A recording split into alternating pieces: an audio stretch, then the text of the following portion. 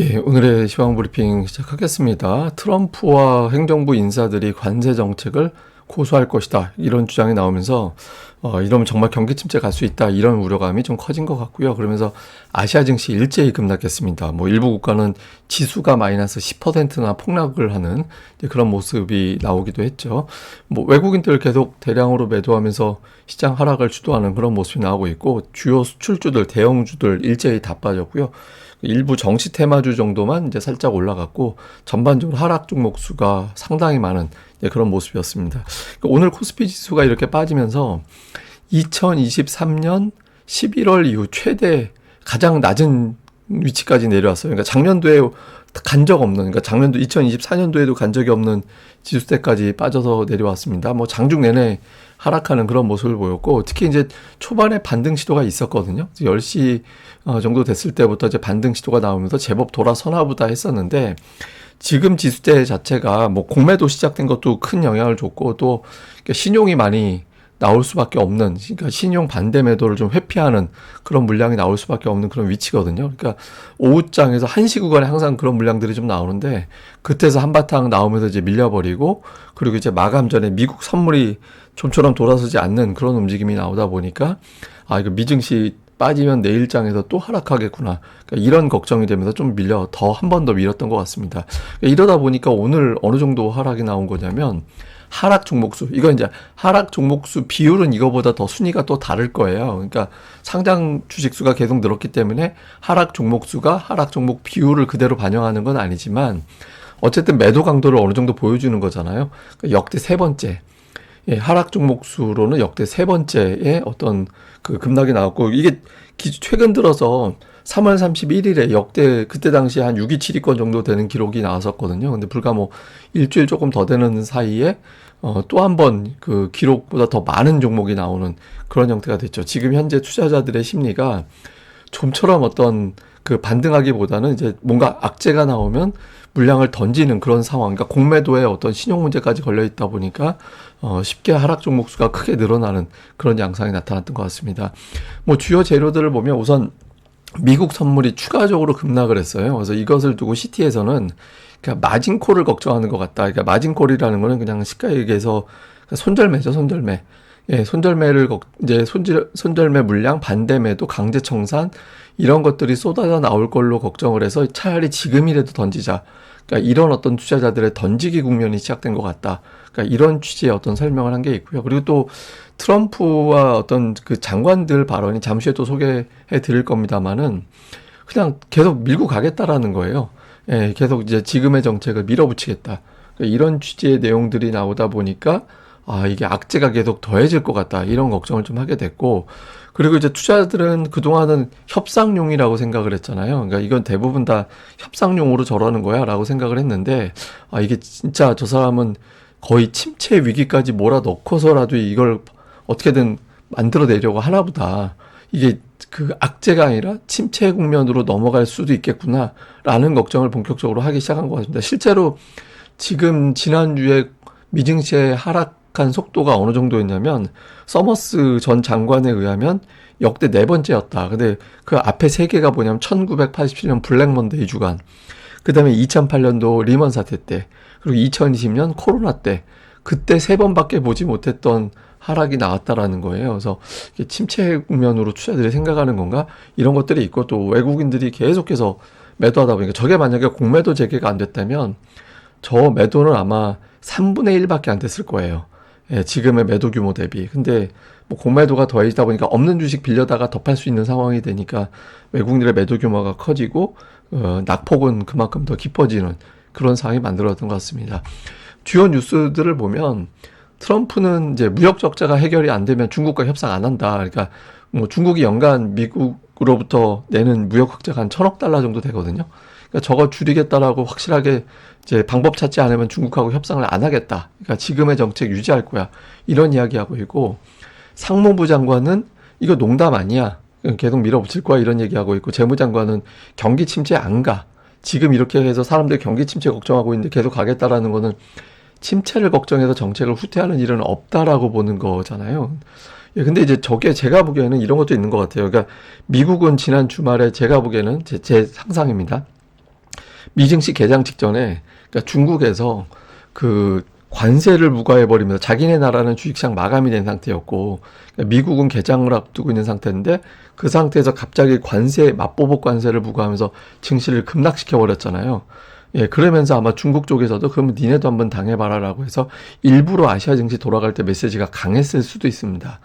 예, 그러니까 이렇게 돼서 근데 이게 사실 좋은 건 아니죠. 그러니까 뭐 이거 받고 이거 더 막 이런 구조로 가게 되는 거니까 굉장히 좀 안 좋은 구도가 되는 거긴 한데 제가 보기엔 약간 그런 측면도 있을 거예요. 그러니까 왜냐하면 이건 상대방 내가 더 쫄게 되면은 훨씬 더 먼저 기어 들어가서 상대방에게 그냥 협상합시다. 우리가 양보를 더 해야 될 것 같다. 이런 분위기가 생길 수밖에 없잖아요. 그래서 중국은 그걸 좀 노린 것 같고 또 미국은 미국대로 니네들 이렇게 됐는데도 협상 기어서 안 들어와? 그러니까 뭐 이렇게 지금 완전히 이제 양쪽에서 벼랑 끝 전술로 가고 있는 상황이 만들어진 것 같아요. 측면에서 보면. 그 다음에 오늘 또 파이낸셜 타임즈지에 나온 보도를 보면 그 대형 연기금들이 자금 회수를 하려는 움직임이 있다라는 거예요. 그래서 지금 상당히 조짐이 좋지 않으니 자금을 일단 돌려줘. 그러니까 이제 다 정리하고 상당 부분 정리하고 자금을 일단 복귀시켜. 이런 이야기들을 하고 있다라는 겁니다. 그래서 전체적으로 이제 시장에 돌아가는 어떤 뉴스들이 좀 험한 예, 그런 뉴스들이 이제 많았다라는 거죠. 근데 이게 미국이 조금 이상한 게 그 작년에 무역 적자가 한 1조 달러 정도 났어요. 그리고 이제 중국의 무역 적자가 제가 좀 전에 이제 잘못 말해서 하여튼 3천억 달러 정도 된다고 알려져 있거든요.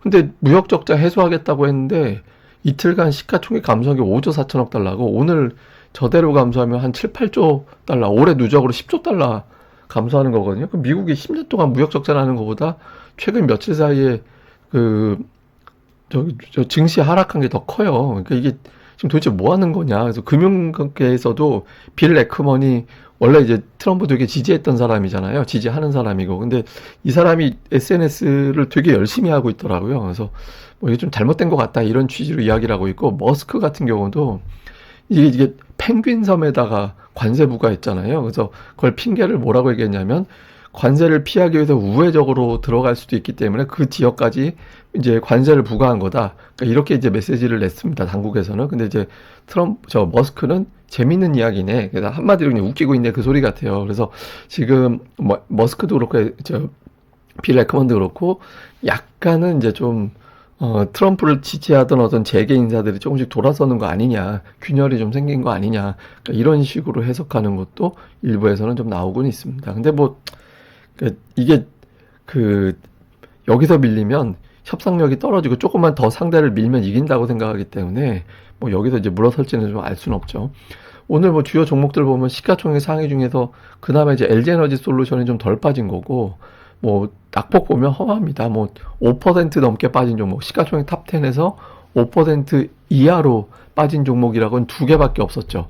하이닉스가 거의 10% 빠졌으니까 이제 말 다 한 거고 코스닥 쪽도 뭐 상황은 다르지 않습니다. 그러니까 5% 이하로 하락한 거는 HLB가 3.8%, 에코프로가 4.7% 이렇게 빠진 거고 대부분 다 뭐 7% 전후에 이제 급락이 나와서 오늘은 뭐 때문에 빠졌다 이게 아니라 그냥 전반적으로 보통 이럴 때 뭐 제약바이오라든가 뭐 이런 종목군들은 좀 버티고 하거든요. 근데 그런 종목까지 다 깨졌다라는 거는 그냥 경기 침체를 반영한 수치였다. 그러니까 이렇게 이제 보게 될 수밖에 없었습니다.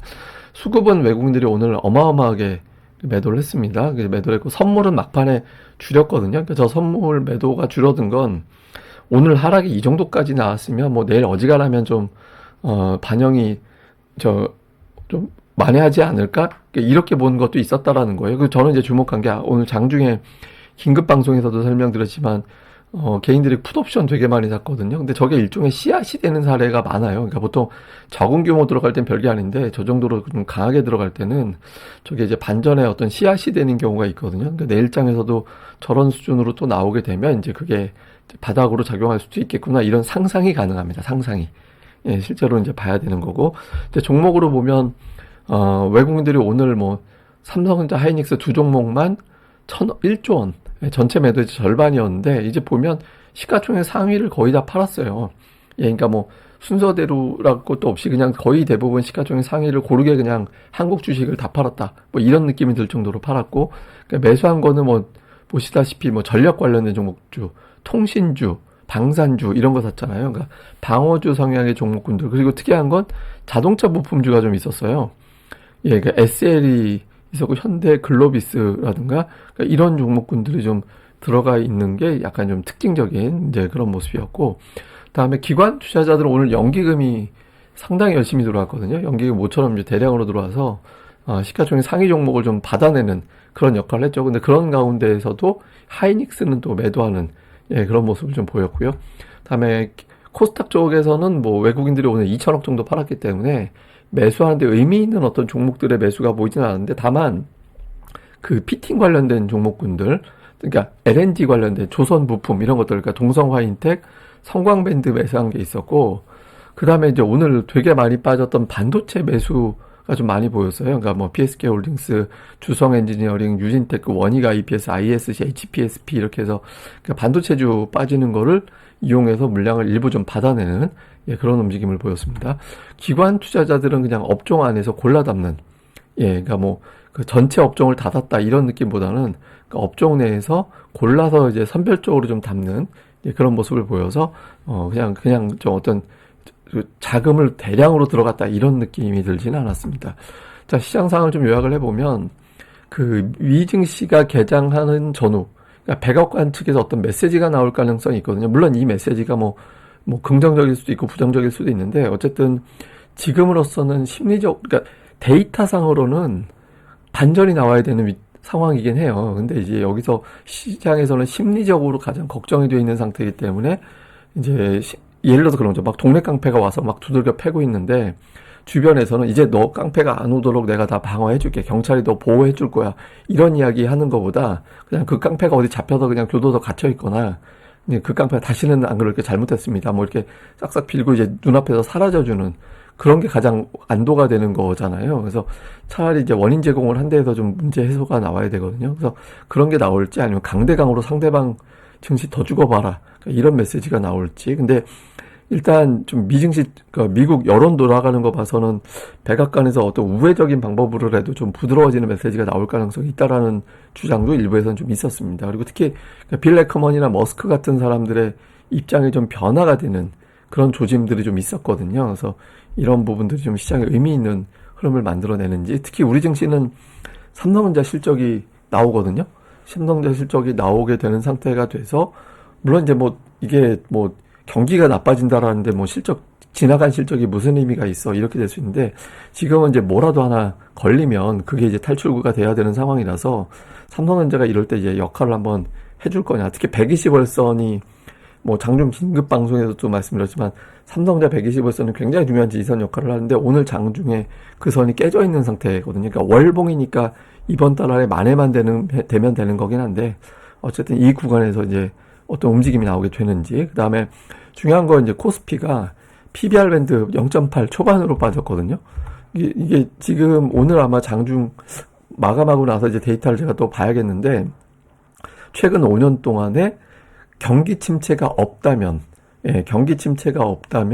바닥으로 작용했던 게 0.83이었습니다. 근데 지금 그 선을 깼어요. 근데 경기 침체가 되면 0.6, 0.5, 0.7 이렇게 빠져요.